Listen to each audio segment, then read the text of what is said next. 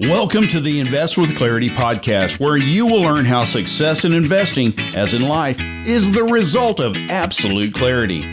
Mark Pearson of Nepsis in Minneapolis, Minnesota, shares his passion for portfolio management and commitment to transparency and communication to allow investors to fully understand what they own and why, bringing them to clarity in their investments. And now, here are your co-hosts, Matt Halloran and Mark Pearson.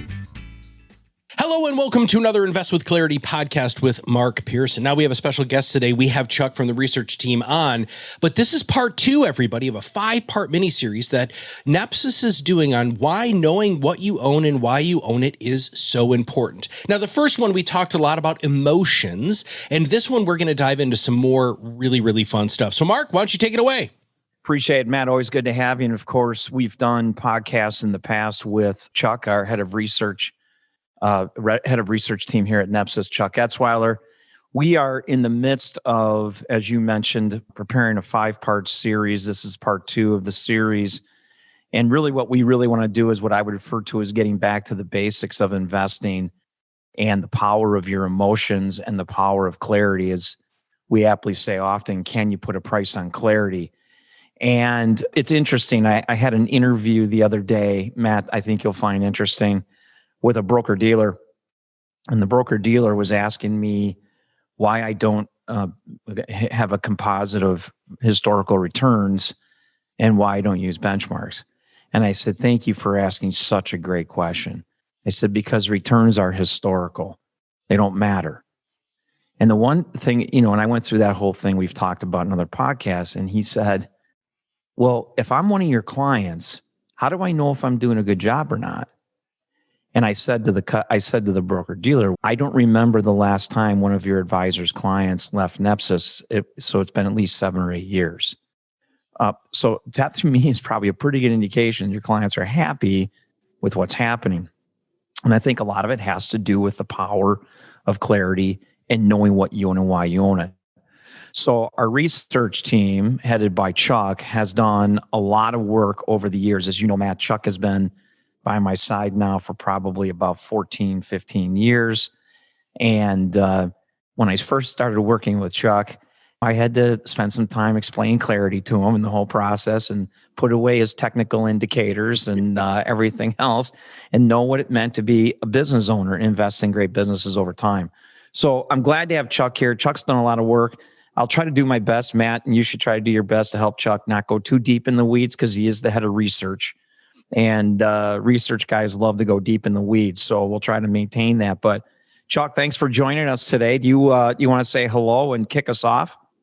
I do, Mark, and I may be your greatest convert, right? The greatest converts are those who were the most skeptical to begin with, which I was. But boy, this is just a great time to be with you and to certainly go through why it is important to know what you own and why you own it, right? We're in episode 2 already, huh? We only got a couple more to go here. Yes, and thank you for your kind words. I'm not giving you a raise.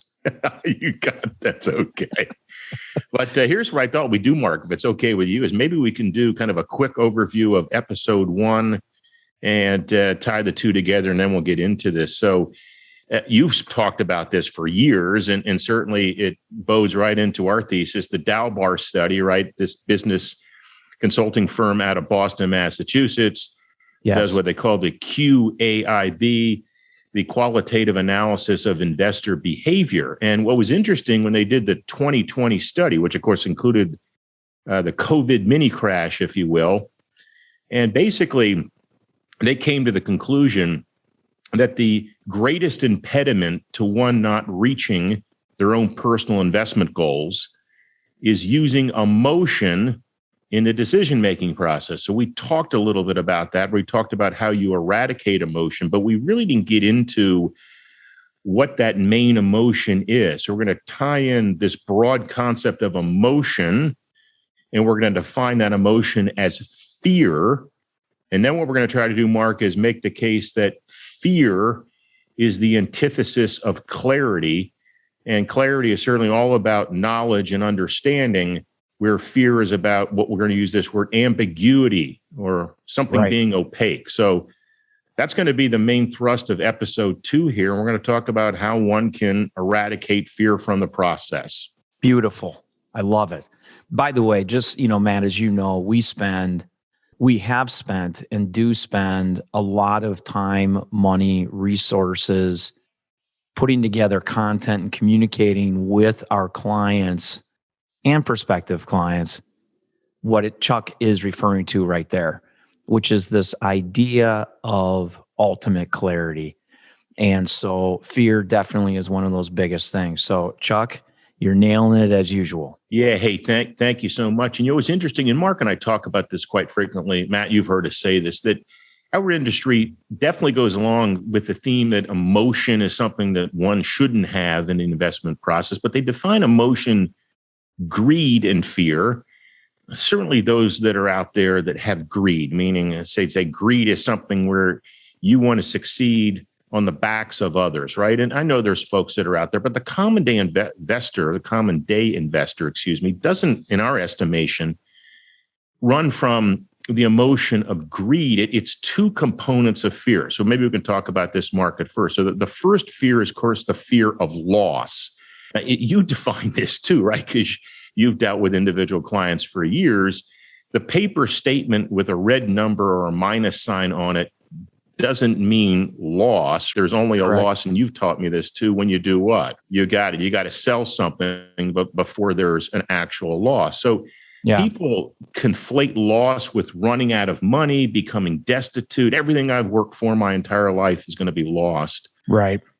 Again, and I guess I understand that. There's a second thing that is really even a greater component, Mark, and we've talked about this too. It's the fear of missing out, or FOMO, right? It's got its own acronym. Absolutely. And Absolutely. This is where we're kind of talking about in the green room ahead of time, right? Where we were just mentioning this. It's when others are earning more than you are. So how do you base this comparison? If your neighbor or your 401k is earning more, you fear that you're missing out on something because, again, the understanding and the clarity isn't there, right? So it's fear of loss and FOMO. Well, I think part of this is rooted in the idea of volatility. Yes. A lot of stuff that I read, people are taught that volatility is bad. People are taught that volatility inhibits your ability to be successful because people have preconceived notions that their portfolio values should go up every day. I've said this 100 times, and a lot of what we're going to say in this 5-part series, Matt said, well, shoot, man, you talk about this stuff all the time. Well, that's true because we believe that repetition is the spice of life. At the end of the day, volatility creates opportunity. And I'm sitting here looking, it's middle of August, just about 2021. We're watching markets kind of move slightly higher, but it's a very bifurcated market. It's a very different market. And of course, we don't invest in the market. We invest in great businesses over time. But I'm praying for a 20% pullback. We need a pullback. Yeah. Because everything just keeps going up. I like to buy things on sale. But the reason why I feel that way and the reason why we preach this all the time is that we want to eradicate the fear of what is happening in your portfolio. Look, if you got 5, 10, 15, 20 mutual funds or exchange traded funds in your portfolio, I'd be fearful too. I have no idea what's going on in there and what the money managers are doing. So anyway, I'm off my soapbox. That was so excellent because when you says, how do you eradicate or overcome fear? And we're going to get to that because certainly it's clarity, but let's kind of break this down. A lot of this is going to sound common sense, right? So you can overcome fear through 3 things: faith, trust, and confidence. So we're going to get to the confidence one, but you think about faith, your spiritual beliefs. Trust would be more of a legal way to overcome fear. You set up a trust, so there's parameters, but confidence is a way to overcome fear. So it's kind of this personal way of doing it. So the big question is, how do you obtain confidence? And we're going to make the case through psychological studies, just in life in general. Confidence is earned, first of all, right? So it takes time, but it comes through knowledge and understanding. And the simple example, Mark, we talked about sitting down in a chair, right? You and I don't even think about when we do it. Why? Because we believe that the engineer has designed the chair that it's not going to fall apart. So I have some knowledge and understanding. I have a background. And then when I've sat on chairs before, that there's confidence earned in the fact that it's not going to fall apart. And so the question is, what's the opposite of knowledge and understanding? what's called clarity, is ambiguity. And it's kind of a nasty word, yet it's pervasive, Mark, right? In our industry, it's almost like our industry thrives in ambiguous data. It's incredible to me. Yes, agreed. Yeah, so let's get to this definition here. Again, not to be wonky, but I want to make sure that sometimes, if everyone remembers English class, whatever it was, grade, we talked about something called a synonym, which was a word that was a parallel to ambiguity. So it sounds like this lofty word, but to hear some of these synonyms, Mark, to it. So doubtfulness, uncertainty, unclear, indefinite. Now, if I was an investor and I was deemed to have those characteristics in my decision-making process, it wouldn't sound like it would turn out too well. And I think that's what the Dalbar study is saying, because people have doubtfulness, they're uncertain, they don't get the results that they had intended to. Right. Well, remember too, expectations is a part of that too. So, which I'm sure we'll cover later. Absolutely. And it's interesting that you say it, because it gets right to this study. So if people want this study, they certainly can have access to it. This was not a study done regarding investments, but it was done at Vanderbilt University, of course, in Nashville, Tennessee. And it was an excellent psychological survey. It was called Hopes and Fears, the Conflicting Effects of Risk and Ambiguity. And in essence, it basically said that fear becomes heightened and elevated when ambiguity is present. Everyone kind of understands this, right? And we've used this example, Mark, we talked about it before, of a hurricane or a storm that's forthcoming versus an unexpected or an earthquake. An earthquake's always unexpected. So right. What's the difference, right? When you're going through these, the hurricane or the storm, you can track it, you understand the strength of it, you know how to protect yourself.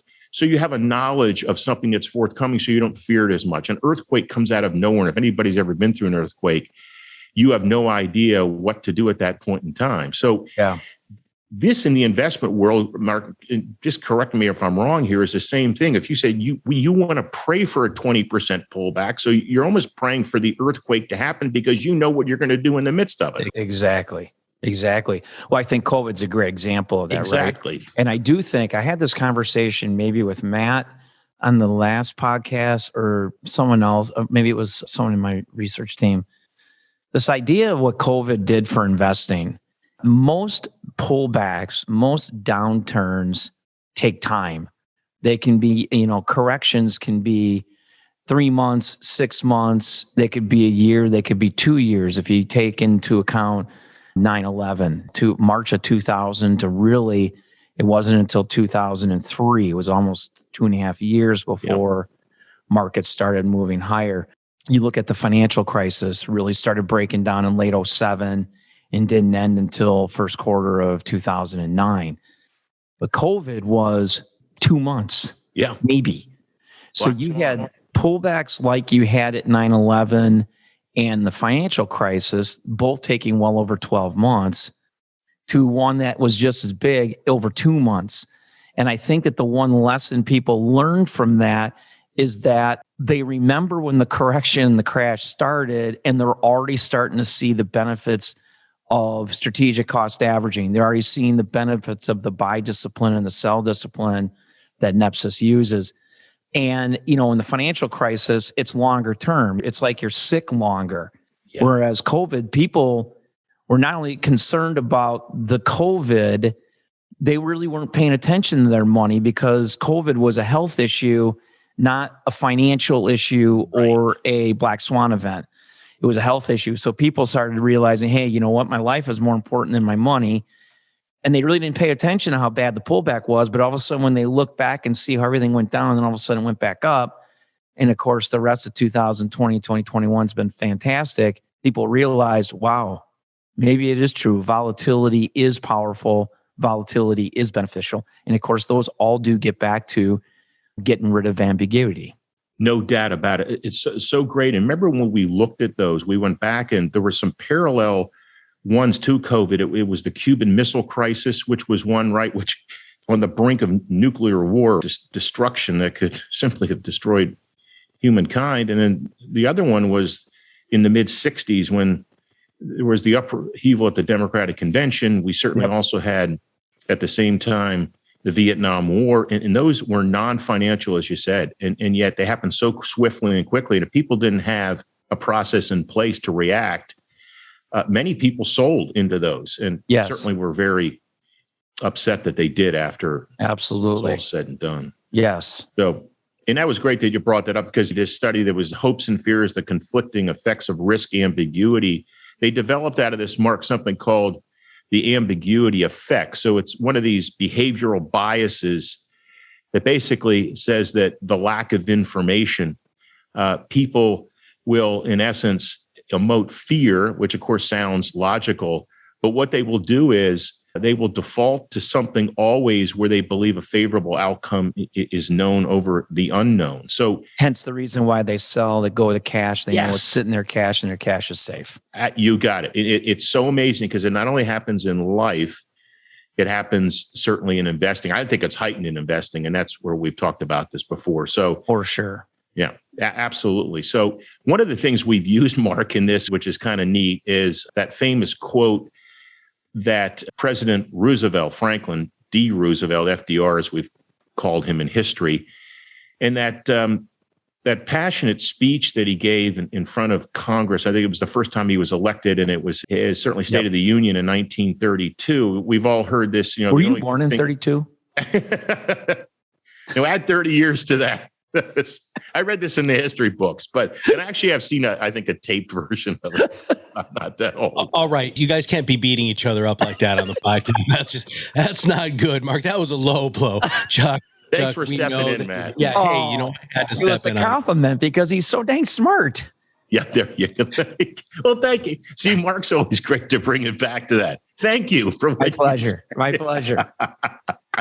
So we all know that FDR, the only thing we have to fear is fear itself. But here was the back end of that, which we have forgotten about. And I want to just read this. So, because Mark, I want you to make a comment on this, because this is the only thing we have to fear is fear itself. Yes, but here's what he said after this: nameless, unreasoning, unjustified terror, which paralyzes needed efforts to convert retreat into advance. How does that back end not relate more to what we are doing? When the pullbacks are nameless, they're unreasoned, it's unjustified, it parallels people, right, where they can convert that retreat into advance. That is the power of strategic cost averaging right there.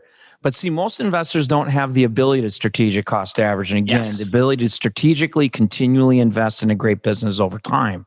If you don't even know what you own and why you own it, if you don't even know what businesses you're invested in, how are you able to go strategic cost average? You're not. You're just putting your money into a big bucket. And that's where people lack clarity in understanding of what really is happening with their money. That's why some investors say, well, I don't invest in the stock market, it's too much risk.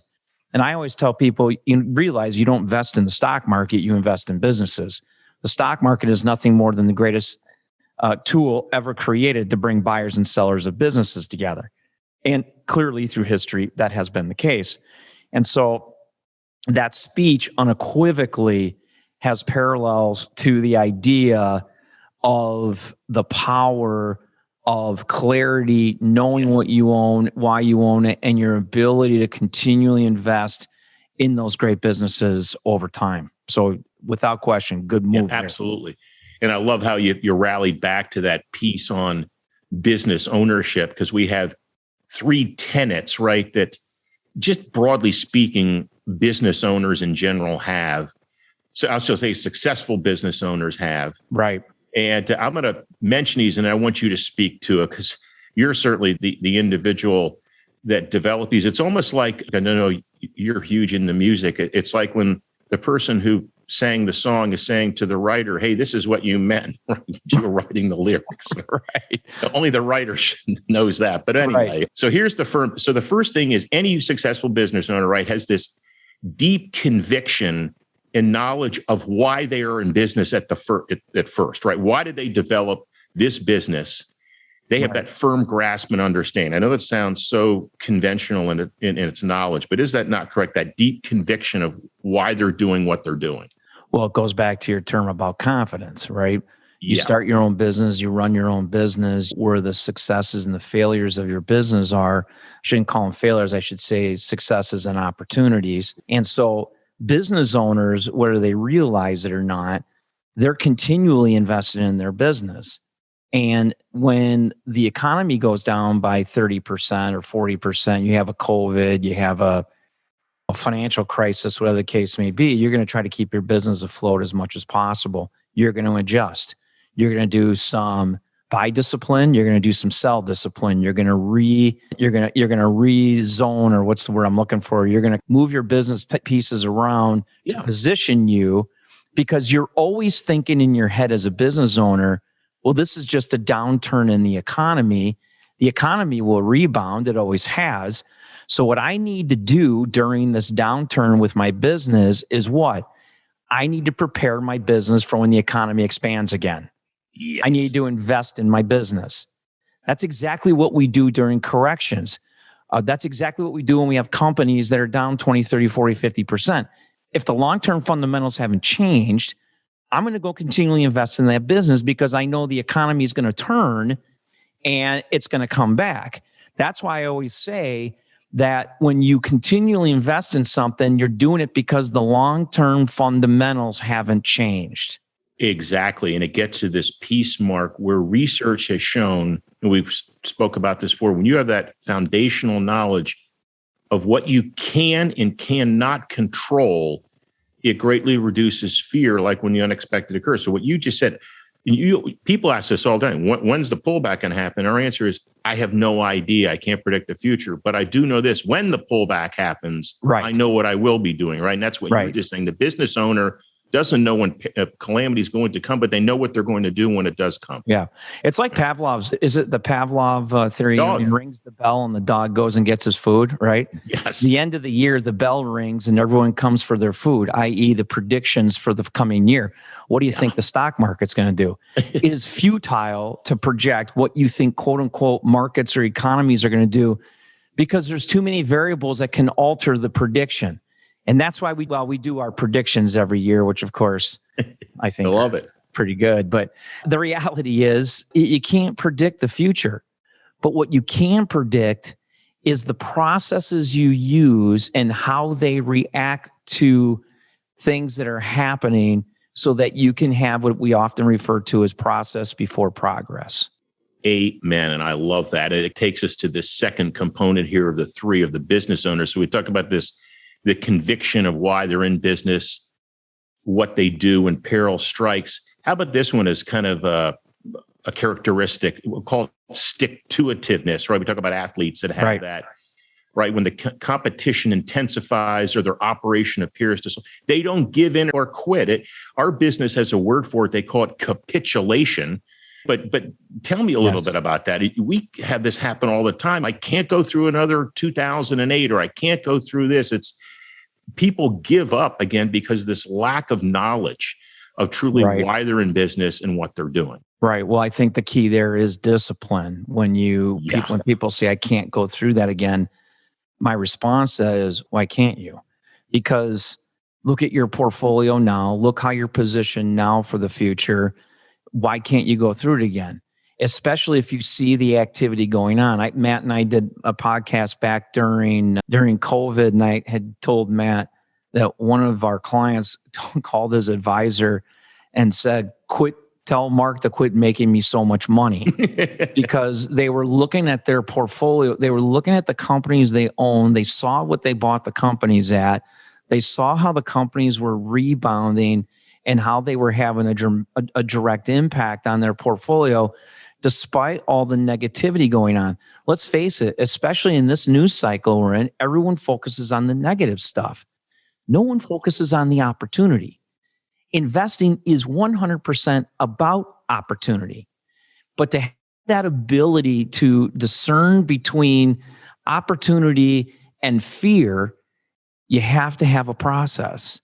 And in order to have a process, you have to have clarity of that process.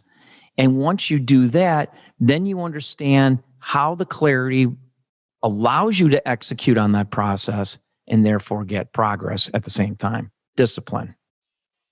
which is an excellent thing. And I want to backtrack just to one thing you said here quickly before we get to number 3. And we're going to be wrapping it up, is that this, we use a fancy word for it, set of words. It's called the fallacy of composition, which basically says, hey, look, if I don't outperform and beat my benchmark every quarter, or if not every component in the portfolio is up every quarter, you use this great analogy about a vehicle, right? What do we know for people who aren't mechanics? You get in, you press the button, you turn the key on, and all you know is that the car is going to transfer you to A and B. You're going to press the brakes, you're going to work.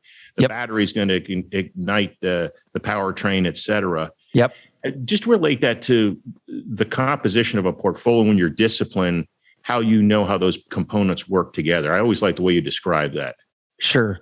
Well, it's rare that you have every component of your portfolio working at the same way at the same time. That's why they call it diversification and asset allocation. And you frankly don't want to have all your pieces working together at one time, because then you're not in a position to take advantage of buying stuff on sale. If everything is going up and maybe it's not going up as much as you want, you don't have an opportunity to buy stuff on sale. You don't have an opportunity to buy things at a discount. So it's kind of like your vehicle, right? Your vehicle has heat in it, right? But in the middle of the summer, are you using the heat in your car? No, you're using the air conditioning in your car. So there are times you're going to use the heat in your car. There's times you're going to use the air conditioning in your car. In your portfolio, there are times that sector A or sector B is going to be doing better or worse than sector C or D. But then that's when your sell discipline comes in. You take some profit where profit is due, and you reallocate to your other positions. Very similar to that automobile analogy where you use your air conditioning at one time, and then another time you use your heat. Absolutely. I love that. And the last one is going to fit perfectly into this because we talk about it quite frequently in our firm.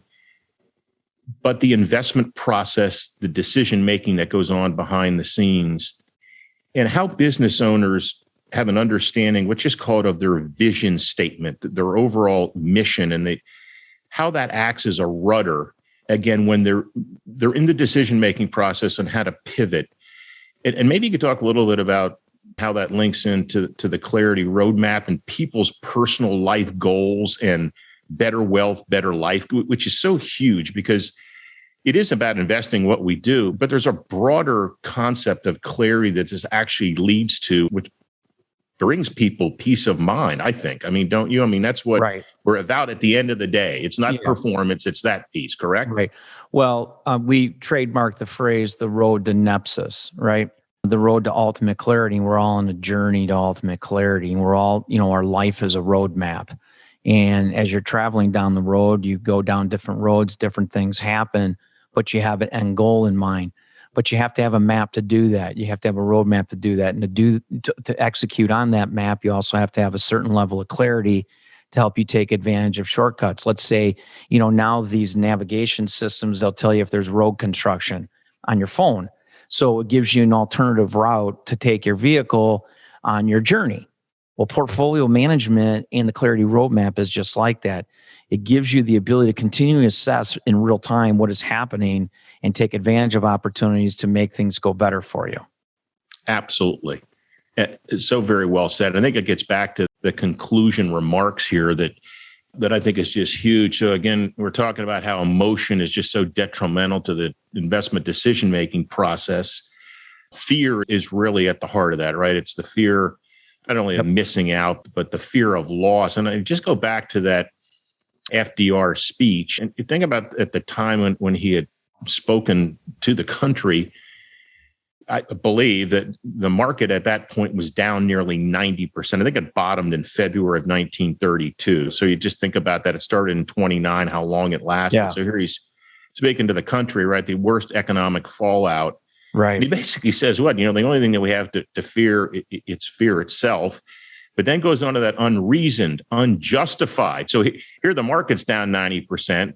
And here the unemployment rate's at 25%, I think at that time, the highest ever. And he's calling this unreasoned and unjustified. And if you go back and look at that, if people had invested at that point in time, if they had an astute ability to understand and had clarity. Extreme wealth. It did unbelievably well, right? Yeah, I mean, it's extreme just wealth. incredible how those have that component, even in the worst peril Yes. that this country has faced, which is called economically. Yep, for sure. Good stuff. All right, Matt, I think we've given people a little bit of content today to stir on. I have to say, as a history fan, I never knew the second part of that quote. And I love that you brought that up, Chuck. That's so powerful. And Mark, as you just kind of said there, unbelievable wealth when people invest at the right time and really understand what is going on, that changes the entire game. So everybody, this was part 2 of a 5-part miniseries on why knowing what you own and why you own it is so important. Obviously, if you haven't listened to this first podcast and this one, episode 1 of this 5-part series, please go back. It's really important for you to understand all of this contextually, because what Mark and Chuck are going to do is they're going to build on this, right? Build on the understanding. But this one was really powerful, guys. And I want everybody listening to go back and re-listen to this, because I guarantee that you missed some of the subtleties. And one of them is the idea that the reason you fear things is because you fear the unknown. And when you have ultimate clarity, there isn't that unknown. So if you've not subscribed to this podcast, make sure you click that subscribe button below. That way, every time we come out with a new podcast, will show up directly on your listening device. And make sure that you stay tuned to episode number 3, 4, and 5 of this 5-part miniseries. For everybody at Nepsis, this is Matt Halloran and Chuck. We'll see you on the other side of the mic very soon. The content discussed is for informational purposes only. It is not a solicitation or recommendation for any securities that may be mentioned herein. Advisory services offered through Nepsis Inc., an SEC-registered investment advisor.